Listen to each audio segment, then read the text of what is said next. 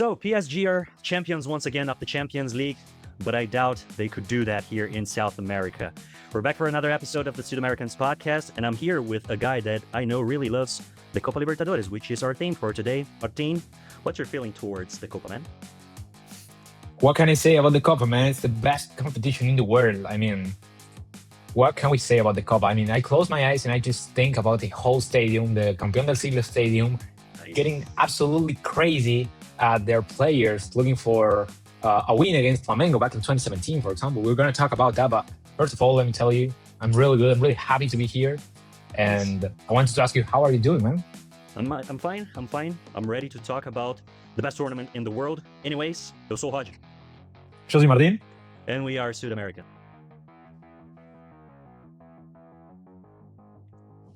All right, we're back with another episode. Recording this one day after the Champions League final. And as I mentioned, PSG won it again. I doubt they could reach Independiente levels of 7 titles. I remind me if I'm not like, I think I'm remembering it wrong, Martin, but Independiente got like 3 or 4 titles in a row, right? We did a video about that, and I think they got like 3 in a row in the 80s. Yeah, if I'm not mistaken, they got in the 70s, they won 3 titles in a row. But it was basically because, I mean, back in the day, you would qualify to the semifinals of the next edition of the Copa Libertadores, which is if you were the champion. By the way, but anyway. We have a whole video talking about that. Yes. And basically, we go around the whole, asking ourselves the question of, does that count? We ended up getting to different concepts, like philosophical concepts, which, I don't know, might be worth watching. Yeah. We're going to link that video later. We're going to talk about that video later. But first, before we talk about what is the Copa Libertadores, there's some stuff I'd like to talk about. Like, it's the new segment of the episode. And first, let's talk about the round of 16. Is that what it's called? The round of 16 of the round Copa. of 16. The round of 16. And there's some interesting stories here, man. And I like to share that with you and hear your opinion about it. First of all, Rosario Central versus Corinthians, Jesse Lingard and Angel Di Maria, who were once teammates in Manchester United, by the way, in like 2014 or 2015.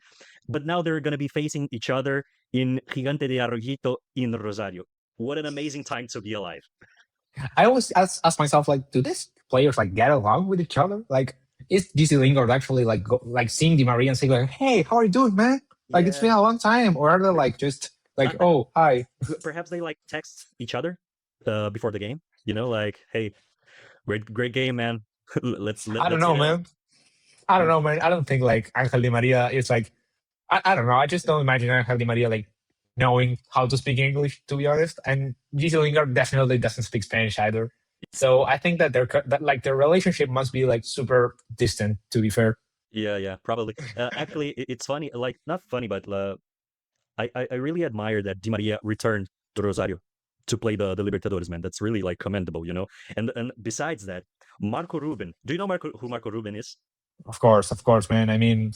I haven't like watched him seriously for a while, but I mean, he's a legend at Rosario Central. He's like the typical player that you always get to see. Someone like that reminds me a lot to Marc Corra, which is like a legendary player as well from Rosario Central. Okay. Obviously not at the level of Marco Ruben, but you know, he was like a player that was super connected to the roots of the team.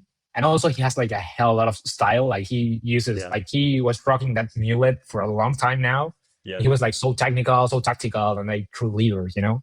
Nice. Yeah, like I really first I admire Marco Ruben because obviously he played for Atletico during just one season, but it was a magical season. Actually, he was the protagonist of a very special match that I'm gonna mention later.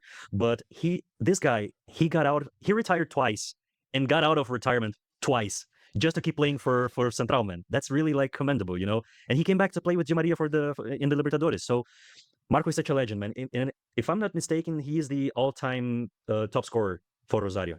So the guy just he just like he can't stop. He doesn't know how to stop. That's it. Yeah. I mean, and it's interesting to think about the two sides of the coin, right? Because in one hand, we have like all this beautiful story of like Angel Di Maria coming back to Rosario Central and Marco Ruben getting along with each other, you know, fighting for the Copa Libertadores. But at the same time, I don't know if this news were able to get to Brazil, but at the same time, we have come from all the all the drama related to the tournament that was given to Rosario Central a few months ago now. I've heard a bit of it. I don't know what's about. I don't know what happened. So the story is basically that Rosario Central ended up at the top of the annual table in the first part of the Apertura tournament in Argentina. The Right. tournament is divided in two parts. All right. So the champion is actually the team that wins the playoff part of the tournament, right? Hmm. So you finish in the table from first place to sixth place, and all of these teams are gonna face each other until there's a final, and the winner of that final is the champion, Makes sense. right? All right. Yeah. So what happened in Argentina was that Chiqui Tapia, who's like the president of the Argentinian Federation, he basically decided at the end of the tournament to give a trophy to the champions of the annual table as well. Out of the blue, like All right. out of nothing. Completely out of the blue. Out of the blue, Angel Di Maria was given the trophy at the AFA headquarters. It wasn't in a football pitch as well. Yeah. So basically, what ended up happening was that Rosario Central were given a trophy, and many think that Mhm. Angel Di Maria and Rosario Central knew about this. That's why they kept fighting for that first place Yeah. at the annual table, right? Nobody was like fighting for that title except for Rosario Central. Yeah. Which obviously made it easier for them to become the champions. So basically, I mean, people went crazy, and the next game that Rosario played was against Estudiantes de La Plata, which, by the way, will face Universidad Católica in the round of 16 in this Copa Libertadores, who kicked out Boca, but we're going to talk about that later. Yeah. So the thing is that the Estudiantes de La Plata players were forced to make what we call in Spanish a túnel. So basically, everybody has to to receive the other team, right? Yeah, they had to receive the Rosario Central players, and they were forced to do that by AFA, or they were getting banned. They were getting banned from the competition. So what they did was to do this sort of how are we calling it? Or I'm not sure if that's the word you're looking for. Yeah, this form of celebration of show this way of showing respect to the champion, but backwards. Oh, okay. That's why they were able to do it, but I mean, they were actually saying. Yeah. They actually got banned anyways, and La Brujita Verón, Sebastián Verón, a legendary player in Manchester United and many teams in Europe, he was banned from being the president of Estudiantes de La Plata as well. So it ended up very nasty for Estudiantes de La Plata, but also that led to a huge investigation from the Argentinian law. Yeah. And basically now the Argentinian Federation president and all his nearby colleagues are getting investigated. It's getting really nasty. Like there's been a lot of things discovered, and everything just because they want to give a trophy to Rosario Central, which is crazy. Basically, AFA being AFA, just a regular Tuesday in Argentinian football. But actually, that reminds me. I mean, I like Messi. I like watching Messi play. I like Messi being successful. But it was really bullshit when they gave Inter Miami a spot in the Club World Cup last year, just because Inter Miami won it was like a community shield or something, a really stupid title, just so that Messi could be in the World Cup. Like, it's fine, it's entertainment, but come on, like really, like it doesn't really make sense. But yeah, I remember some people were comparing it to winning the group stage of a tournament and giving the trophy because of that, right? It was like the first stage, and the first stage champions were given the trophy. But I mean, FIFA wanted Messi in the tournament, and it's okay. I mean, if Gianni says it, it's gonna be done. So yeah, hell, you have to think about the journey of the FIFA president, right? That's why you have to watch my last video. Where can we learn more about how to become a FIFA president, Martin? I don't know, man. Maybe you can check out the Martin Young YouTube channel where we have been doing bits in there and learn a little bit more about the nasty journey of becoming the FIFA president, which leads to how does the FIFA president behave, right? Yes, exactly. Actually, that video came out today. We're recording this on the 31st of May. We're going to link it in the description, so definitely check it out. Amazing job. But actually, getting back to the round of 16, another story, which I find very interesting, is Cruzeiro versus Flamengo. Leo Jardim, which is Flamengo's manager, will be facing his former club. Actually, he left Cruzeiro because he had some personal issues he had to take care of. And I've heard that he said he would not manage another club in Brazil. And 2 months later, Flamengo calls him, and the rest, you know how it goes. So it's going to be interesting to see that story as well. And actually, there's another thing that I find really interesting is that Mirassol is still alive in the tournament. I don't know if I think we've talked about this off air, but have you followed Mirasol's story last year in the Brasileirão. Do you know what team this is? Yeah, I think it was the team that ended like fourth in the Brasileirão, Yeah, which like were doing great by that time. I yeah, think it's interesting because I mean in Uruguay it was kind of talked about because Mirasol is actually how we call Peñarol as well.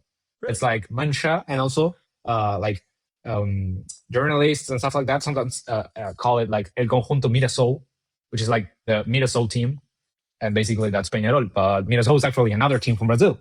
Oh, what does Mirasol mean in Spanish in Uruguayan cooking? So, to be honest, I'm not quite sure, man. Like we should Okay, definitely like okay, research about that. okay, I'm okay. not sure why do people call it Minnesota, Hmm. but yeah, I mean it's the same name. It's so Yeah, weird, right? yeah. And Mirasol got a story like a little bit similar to Leicester in the Premier League in 2016.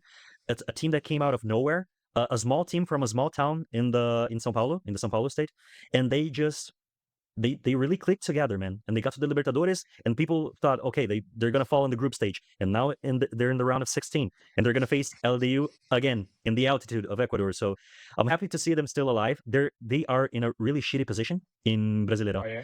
Actually, Paranaense just beat them yesterday, 1-0. But it's funny to see them go through in the Libertadores. So that's gonna be interesting. And finally, we have Palmeiras versus Cerro Porteño again and again and again. It seems like it happens every year. It's kind of becoming like the Manchester City versus Madrid in the UEFA Champions League, but for the Libertadores, man. Yeah, I mean it's crazy, but still, I think the difference between these sort of games like Palmeiras versus Cerro Porteño and Manchester City against Real Madrid is that these teams actually change throughout the years, right? Yeah, When you get to see Madrid against Manchester City, you feel like they are pretty much the same stuff over and over again because these teams change like very little over the years. yeah, Like their changes are very small, and sometimes like they buy what like two players, for example, but in general the base of every team is always the same, right? And the managers, they are always the same as well. So it's really interesting to see this sort of clashes, anyways, because Palmeiras, the team of Palmeiras from 4 years ago was completely different to what it is nowadays, right? And Cerro Porteño, much more of the same, like these mhm, teams they buy players and they send them to Europe like every single time, and they're like always looking for the most or the biggest talents in their countries. So it's a game I'm really looking forward to watch. And to be honest, I'm not quite sure why, but I still love the Copa Libertadores classical games. yeah, yeah. Actually, let's segue to that. Let me just change screens real quick. First, before we dive into it, if I could ask you a simple question, but not with a very simple answer, I believe. To you, Martin, what is the Copa Libertadores, man? To me, the Copa Libertadores is arriving home late in the night, tired, and being able to watch like history being made every Wednesday night. Just there's something about it. There's something about it. Not even going to the games, sitting in your couch, just turning on the TV, and you suddenly feel like everything is like as if you were having a suit. Yeah, You yeah, feel elegant. You feel like I am here, ready to watch this game, this opportunity. I kind of feel that's more similar to the World Cup yeah, if you know what I mean, like every season in the Copa Libertadores, I think it's pretty much connected to what I was talking about earlier. Like teams change a lot, so having a good Copa Libertadores run is usually something very rare for teams. I yeah. mean, so if you're watching the Copa Libertadores, you're probably excited about it, excited about your team's development, in this competition. So what I feel when I'm watching the Copa Libertadores is probably the opportunity of a Uruguayan side being able to have a good run in that year, Yeah. which is something rare. This year, actually, we're fucked, but that's the feeling. Yeah, it's funny you mentioned like putting on a suit to watch it because I kind of feel a little bit different, like kind of like the opposite. I feel like putting a military uniform and a helmet and like going to war. That's the feeling it evokes in me because when you're playing like the Brasileirão or like the National League, you're playing against the teams and you kind of know what's going on. But in the Libertadores or even like the Sudamericana or the continental tournaments, it feels like you're uncharting new territories. Yeah. One thing that got me excited, always got me excited, was when Paranaense was traveling to a country they've never played in. So like the Paranaense profile in Twitter would post like, "Oh, this is gonna be our first time playing in Venezuela or in Ecuador and stuff," and that clicked something inside of me, right? Like, okay, we have a duty. We have to win our first game in a new territory, man. So it feels like war to me. So it's kind of funny. But actually, mentioning war, it's it's also really valid to mention, why is it called Libertadores when every other continental tournament is like Champions Cup or Champions League? If you see every other continent is like the UEFA Champions League in Europe or the Asian Champions League in Asia, but in South America is Libertadores. So why is it called like that? Do you know? Well, to be quite honest with you, and I'm not quite sure about the exact story, but what I can tell you definitely is the very special continent. I mean, our Yeah, story, our background is very connected to Europe, and we've been like controlled by them for a really long time. So, in general, in Latin America, the feeling of wanting to be free yourself from an outside force, it's like super connected to most of the people in general. Like, if you think about like the most important word football term related to every country, for example, la garra charrua. yeah, I mean, I think that this feeling is comes from this place, right? It's like I want to be free from something, like fight by being worse than what's behind you, you know? yeah, like fighting for So your freedom, right? so I think that the fact that they call the Copa Libertadores because of the people that freed most of the countries from Yeah, the Europeans and other nations that were like messing around with us, it's like a form of saying like this is like a statement about Latin America. You know, we are exactly. and we are different to the rest of the world. You know, Yeah, yeah. Actually, this goes back to something you mentioned in the last episode. You mentioned specifically about Uruguayans, but I think it applies to the whole continent.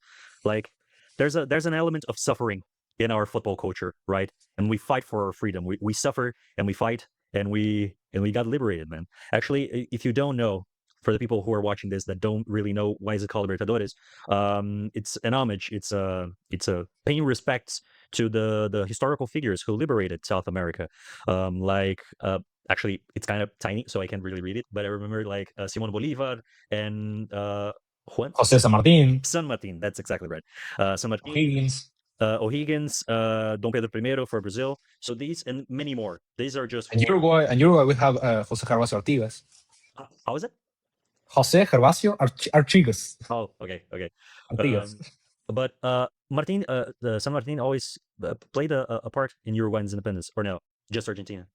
No. San Martin didn't have anything to do with Uruguay. It was Oh, Argentina. okay. Oh, okay, okay.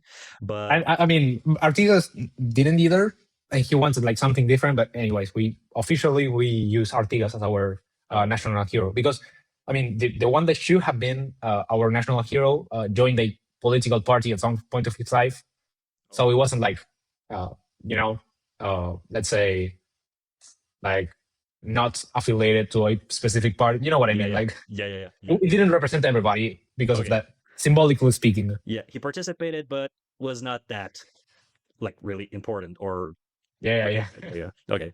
But these are like some of the Libertadores there of America, who liberated South America from Spanish and Portuguese, the Spanish and Portuguese empires. So already like this again, this shows how we're different, man. South America feels different. If you've never been here, please come. If you have the opportunity, please come see a Libertadores match. But also, something that I find really interesting is that the Libertadores is also called. It has like an official nickname, which is La Gloria Eterna from CONMEBOL, and this is something that at first, along with the anthem, which we will talk about later, but this nickname felt something like forced by CONMEBOL. You know, it felt like the corporate bullshit that they sometimes do. yeah. Uh, but when I think about it, it really is, you know, it really is the eternal glory. The teams who win the Libertadores, they actually conquer an eternal glory. Just like the historical Libertadores heroes will forever have the eternal glory. The clubs that fight for the Copa Libertadores also have the eternal glory, man. Just think about the fact that if you win the Copa Libertadores, you will be forever at the Copa Libertadores trophy. Yeah, That's exactly. just I mean the essence of the La Gloria Eterna, the eternal glory. It's even in there, you know, like in the Yeah, trophy itself, you will be there forever, and you get to see like how teams develop themselves over the years, and somehow every time somebody else wins the Copa Libertadores, you will have won the Copa Libertadores at the same time because your team will be in there, you know. yeah, That's yeah. why I mean winning the Copa Libertadores for the first time is no joke. I mean I don't know. I mean, saying this comes, San Lorenzo comes to my mind when they won the Copa Libertadores in 2015, Yeah. and they were like celebrating with the Pope Francis, who Yeah, was that was so like cool. a huge San Lorenzo supporter. Yeah. and they even went to the Vatican City to celebrate with him. I mean, obviously respecting the correct proceedings, but I mean, he wasn't there. When he died, I mean, everybody was like, um, was basically thinking about him and that moment when he was with the players and everything. And he probably like prayed for San Lorenzo at some point. Yeah, yeah, absolutely. I forgot that story, and it was so cool. It's like religion and football and politics getting mixed all together, and it's so Yeah. interesting. Actually, but the eternal glory is something that really represents the spirit of the Libertadores. And I mentioned that this at first felt like something being pushed by CONMEBOL, and also the other thing that at first I felt like it was really corporate and kind of like a copy of the Champions League is the Libertadores anthem. Do you know? Have you heard of? You know what I'm talking about, right? Yeah, I mean the new one. It's. I mean, it's. I feel this. I mean, a bit more corporate. I remember the old one, the one from I don't remember the uh old one, man. it's actually the anthem of happiness by Beethoven or some guy like that. Okay. Like na na na na na na na na na na na na na na na. I don't remember that one actually. Yeah, it was in like 2013, like the Copa Libertadores that Santos won. I remember it was with that this anthem, and it was like so epic. Actually, in the Nice. video that I made related to the Copa Libertadores, like in general, talking about it in the intro, I used that song, and it feels so epic just to think about like people lifting the trophy and everything. Yeah, I'm gonna search it later because I really don't remember. Actually, I wanted to show the current anthem of the Libertadores, but I'm not sure if it would get copyrighted or something. So please feel free to search for yourselves. But the thing is, this anthem, it sounds like it sounds like a war trumpet, like people like there's an army marching towards the battle, and that's the feeling it evokes in me when I hear the anthem of the Libertadores. And when you compare it to the Champions League anthem, it's completely different. It sounds like an opera. It sounds like you're at the theater, and that really reflects the style of game that both continents have. In Europe is systematic, it's organized, it's like it has this flair around it, and the Libertadores is like it's gritty. It's like let's go to war. Yeah, I think there's this feeling in Europe that some teams are just destined to lose a few games. Like if your rival is much better than you in football terms, let's say, and you're losing like 1-0, most of the teams I feel like they just accept that they will lose because they are worse.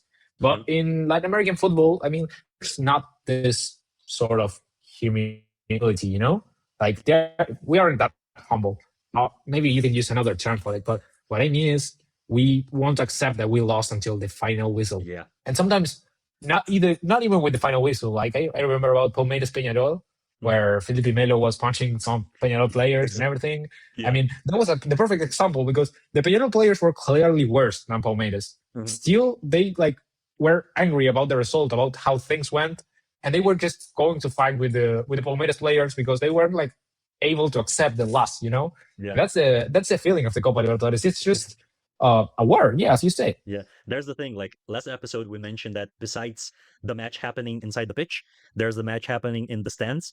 But there's also the thing that if the match inside the pitch is already like resolved and your team has no chance of winning, there's the match, the physical match. Like the fight. That's the fighting spirit arises. And if we're going to lose, let's bring everybody down with us. Let's like kick the shit out of the Yeah, opponent team. So absolutely. it's very interesting. But actually, you mentioned before, when you win the Libertadores, you will stay forever on the trophy, and that's another thing that I like to discuss because, to be honest with you, I kind of don't like the design of the Libertadores, and I know that's controversial. Yeah, I don't like the design. I do like the base with the plates. That's really epic. I don't know how you feel about this. Actually, that's something I want to do an episode just to talk about the coolest trophies and the ugliest trophies in football world. But tell me, what do you think about the Libertadores trophy design? Okay, I'll tell you what I think about it, but let's tease that episode because I want to discuss a few designs. Okay. Just to because we never talk about this. I honestly really liked it. Like, I mean, I know the trophy used to be slightly different before Yeah. 2019, and they redesigned it. They didn't redesign it at all, but they did like a proper version of it. Hmm. But I really like it. I mean, I feel like it's I don't know, it's just like really nice. I would really like to have a copy in my house. I Yeah. mean, when you think about like your ideal house, I imagine like having a coffee table with the Copa Libertadores in there. I don't know Damn. why. I don't know why would I have one, but I mean, You don't need a to be reason. honest, You don't need a I reason. like it. Yeah, but I mean, I'm actually working on a video about this topic. So yeah, I'm kind of spoiling that.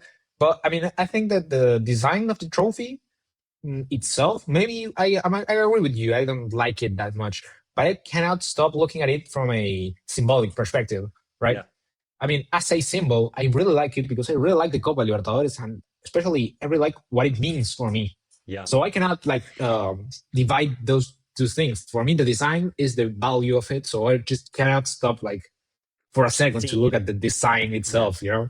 yeah. And it's kind of funny because the more the more editions of Libertadores that happen, the more champions we have more plates. And when we have more plates, we need to Yeah. expand the base. And when you expand the base, it gets heavier.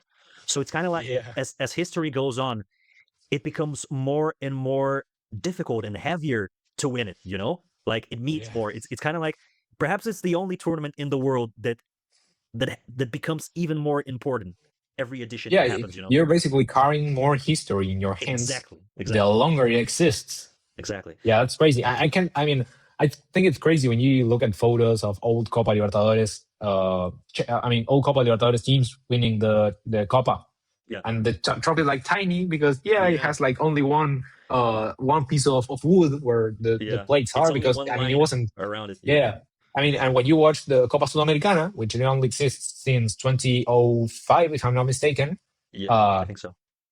Or yeah, I think 2003, it's perhaps. yeah, but that's Something I like that. mean, it's around that time, 20 years old, you know. Yeah. So basically, well, almost 30. Yeah. But I mean, you see, it's like tiny, but that's because I mean, it doesn't have much history, you know. But Yeah. ideally, it should be like at the same size of the Copa. Yeah. So that's crazy. Actually, spoiler for the trophy episode. I do think that the Sudamericana trophy is prettier, but let's get to that in another moment. I think it's prettier than the Libertadores one. I'm not gonna lie. Maybe Let me I'm see biased. something. Maybe I'm biased because we won two times and we never won the Libertadores. I mean, anyway, trophy aside, there's Never actually mind, never mind. The Libertadores wasn't that nice, no, anyways, no, no, right? no, no, no, no, no, no, The no, no. 2020 Libertadores wasn't that nice, man. No, no, I didn't want to win 2005 and 2022. But anyways, actually, besides the trophy, actually talking about teams who won it, it's funny to talk. This is something that you covered in the Libertadores paradox video. First of all, Independiente. If you're European, if you're not from South America, please comment down below if you know Independiente, if you've heard of it, because it's a very big team, especially in Argentina. But in South America, they are the greatest champions of the Libertadores. But it's been a while since they've been in the spotlight, you know, since they had like a very good team, and they have seven of those, man. It's kind of like it's weird. It's a paradox, and you mentioned that in the video. How we've talked about this off air, but what's your feeling seeing this picture of Independiente as the biggest winner? It's weird, you know, because I mean, Independiente has a lot of history, and the players that they had were like brilliant. I just can think about Bocini, for example, Bocha Bocini, who are like super technical players, which maybe I haven't seen like many games from them, but their influence in the game in the following years, I mean, it's undeniable. Yet I think that despite them winning a lot of Copa Libertadores, they didn't have that much luck in the national tournaments, you know? So Yeah, it's so weird. I mean, and what makes me think, I mean, I think we're going against the same thing, you know? In Latin America, teams change more over the years. We don't have the same teams for like 3 or 4 years, I mean, straight, you know? So, I mean, I think that that makes it much harder to decide who is the biggest team in the tournament, and that makes it like much more interesting to watch. Because yeah, you might face Independiente, who will probably have a lot of experience in their club, you know, at winning the trophy, so they have like all this aura related to the team and the stadium and everything. hmm But at the same time, I mean, you have like a million teams who have won many more like local championships, and like they get into the conversation as well. So it's such yeah, a weird comparison, you know. I mean, it yeah, makes you reflect about what the best is. yeah. Actually, before we get back to that, I just want to mention also the other team in this picture. If I'm sad because Atletico didn't win the Libertadores in 2005 and 2022, you've got to, if you don't know America de Cali's history, please go search it out. They, man, they suffered a lot. They are four times runner-ups, and they lost the Libertadores 3 years in a row in 85 and 86 and 87. Imagine, just imagine America de Cali fans suffering in that time. Like I don't know, man. I would have jumped off the building or something. I couldn't stand it. Like 3 times in a row as a runner up. Damn, like that's so tough. That's hard. That's It's hard. hard. And I mean, I actually have an American Italy jersey. I forgot about that, Really? but we'll use it in the next episode. Nice. But I mean, it's crazy, like there's actually a like sort of meme here in Uruguay and Argentina going on that's related to the Colombian player. There's a saying basically that Colombian players have no context. Right. So like you can have like the best Colombian team in history, and you can get to the Copa Libertadores to the World Cup final, let's say, and in the final they will play like I don't know Almirante Brown, like horribly bad. Yeah. And they have like these things where they are like really good, but then suddenly they do like random stuff. I think about like for example Frank Fabra. You know Frank Fabra? I've heard the name. It's a left back from Boca who never wasn't really good, but Mhm. he's been in Boca for a really long time. He now left actually, so he had been in Boca for a long time. And in the Copa Libertadores final against Fluminense Yeah. in 2024, if I'm not mistaken, he 23. actually, yeah, 2023, sorry, he slapped a Fluminense player, like a super tiny thing, but he actually, like, he gifted himself to the world. Like, he Yeah. just slapped a player, and obviously he was sent off, and Boca lost that final. But I mean, why do you do that? Why do you lose your mind so randomly in Yeah. such an important moment, And there's like many more stories like this. So I feel like there's something related to Colombia and like the mindset, like Yeah. this sort of hard moment, important moment that you have like to be really connected with your objective. And they usually just mess up with it. So it's Yeah. crazy. Yeah. Yeah. If you're Colombian, if you're an America de Cali fan, please comment. What's the feeling? How do you guys live football? Please tell us. But actually, getting back to the biggest champion, um, again, I mentioned to Martin's video in his channel where he talks about the Copa Libertadores paradox, and actually in that video, we were discussing an interesting concept, which is remind me if I'm not mistaken, but it's legacy versus respect, right? Yeah. Yeah, and how like legacy is I don't know exactly how you define those terms, but you relate legacy to Boca and respect to River, and to me it feels like these are. I mean, of course, it's the two biggest teams in Argentina and perhaps the two biggest teams in the continent. But when I think of the Libertadores, I remember those. I remember them. It's the two Yeah. teams that come to mind.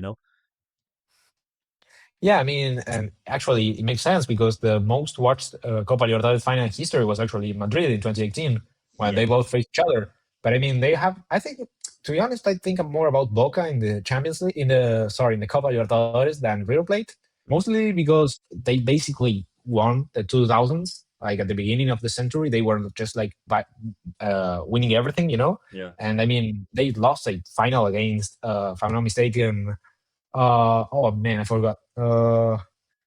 They lost, I think it was the 2007 final against a very tiny team. But I mean, basically, they were able to collect all this aura over yeah, those years. Now, I mean, everybody's sort of yeah. somewhat scared about the I, I the Bombonera, and yet they lost against Católica the other day. Yeah, I remember you mentioned it was like in a period of 8 years that they built this legacy, right? In the beginning of the century, um, and then like they became like the monster, the monster. I think you're muted. No, you're back. Okay, I'm back now. Yeah, good. Okay, you're back now.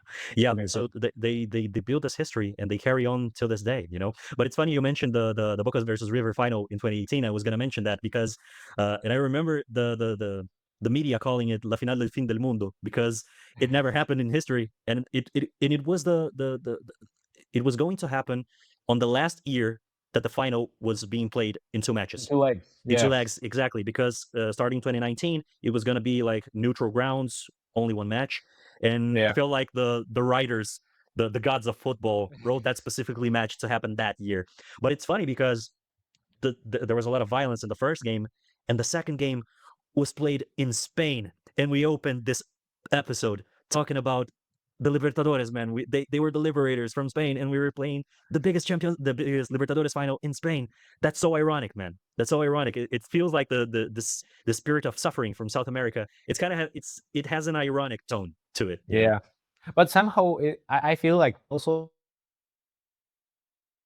Oh, you lagged. Like, do you don't listen to me? Okay, now we're back. Now we're back. I think it was my Okay. connection. You were Okay, starting no to worries, say. no worries. We got that. No, I mean, I think that you can also sort of read the whole situation through the eyes of the Latin American pride, let's say, because at the end of the day, we are like uh, getting to Europe. You know, like Europe has always been like sending stuff here, sending people here, like teaching to some extent. Like even if you like look at a world map, Europe is over Latin America, as if there was like a yeah, like a situation in which they are like superior to us. Yeah. But in this opportunity, we were able to bring something that was entirely Latin American to their continent, and they were like were able to fill a stadium. Everybody wanted to see that game because it was the best of Latin America in here, you know. Yeah. So I don't think that I mean it was something specifically bad, but you know, I mean it was sort of iconic too. Yeah. Yeah. Yeah. I mean, I guess that's looking at the glass half full. It makes sense. But actually, if you've never watched this match in specific, please go search it out. Please watch it, and then we. This is the part that before we get to the actual recommendations, Martin, what's the most memorable Libertadores match for you, and that you would recommend the viewers to watch? I think that the game I would recommend the most viewers to watch is actually Peñarol against Tigre in the Okay. semifinals of the 2011 Copa Libertadores, where Peñarol got to the Copa Libertadores finally. I mean, I'm not a Peñarol supporter, but I support Uruguayan teams in general. Yeah. Yeah. But Peñarol lost that final against Neymar. Peñarol were robbed that final. Neymar should have been sent off.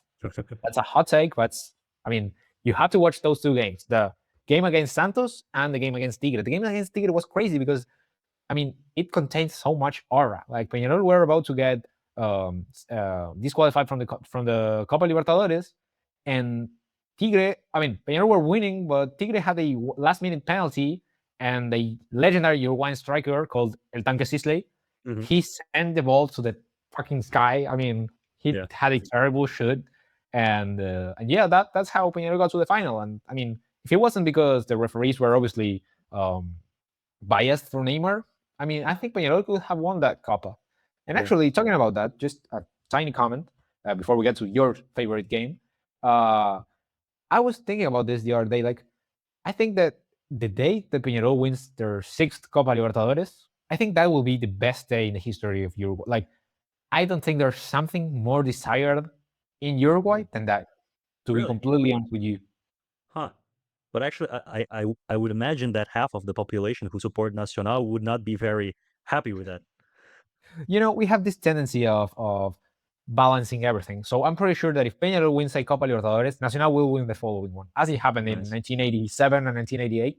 Nice. Like it's just how it works. Like Peñarol does something and Nacional does the same, and they basically end up being balanced all the time. It It's happens. good. Like and if Nacional does something, Peñarol will do basically the same. It's Nice. just an obsession with each other that they have, and that's what makes it like a nice um, clásico. You know. Nice. And I think that most healthy rivalries rely on that. I see the same stuff with Grenal in Rio Grande do Sul, Grêmio and Inter. I wish here in Curitiba Yeah. it would be the same. But I mean, Curitiba is getting better in the Brasileirão at least, so maybe they will be in a continental competition in the next year. Is But it a SAD? Is what? it private? Is Curitiba a like a private equity club? Yeah, yeah, yeah. It's a SAF. Yeah, Oh yeah. they've been bought. Yeah, yeah. But actually, speaking of local rivalries, my most memorable Libertadores match is from Atletico. One of the most special nights in my life, I believe. It was April the 2nd, if I'm not mistaken, 2019. Atletico was facing Boca for the first time, and it was like there was a big fuss about it because we're playing against Boca. How are we gonna do? And we beat them 3-0 with a hat trick from Marco Ruben, and it was so man. It was you could feel the magic in the air. We were beating the monsters of the Libertadores with a hat trick from our striker. I recommend you at least to watch the highlights of that game. What Atletico year was it? 2019 2019. group stage. Actually, we faced them that year in the round of 16, and we lost and we got disqualified. But yeah, but that was a very special game, a very special moment in my life. But with those recommendations, let's talk a bit about. Actually, I just realized I had prepared this image of Benedetto showing his tongue to talk about La Finale del Fin del Mundo. But anyways, watch that game as well, please. So for I have a the question for you, man. Before yeah yeah that, yeah yeah now that you bring the Final del Mundo, um, what would you rather have? Would yeah. you rather get relegated to the second division as a Mhm. team that doesn't get relegated, doesn't count Paranense, Okay.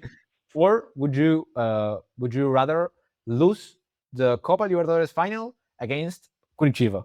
No, relegation. Absolutely. Absolutely relegation. Are you kidding me? No, no, no, no, no, no, no. That would be like my worst nightmare. Actually, I wouldn't even want to lose to them in like semifinals of Copa do Brasil. That would be a nightmare already. Imagine the Libertadores final, man. No way, no way, no way, no way, no way. What would your choice be? Well, to be quite honest with you, since I don't support any team very intensely, I'd rather lose the Copa Libertadores final, since Really? it means that you got to the Copa Libertadores final, which is already good, you know? Yeah, yeah. Think about this. The debate comes from the rivalry between River Plate and Boca, since River got to the second division in 2011, but Boca and won the Copa Libertadores in 2019, right? Yeah. But here's the thing, uh, at least to me, River were sent to the second division by Belgrano de Córdoba, not Boca.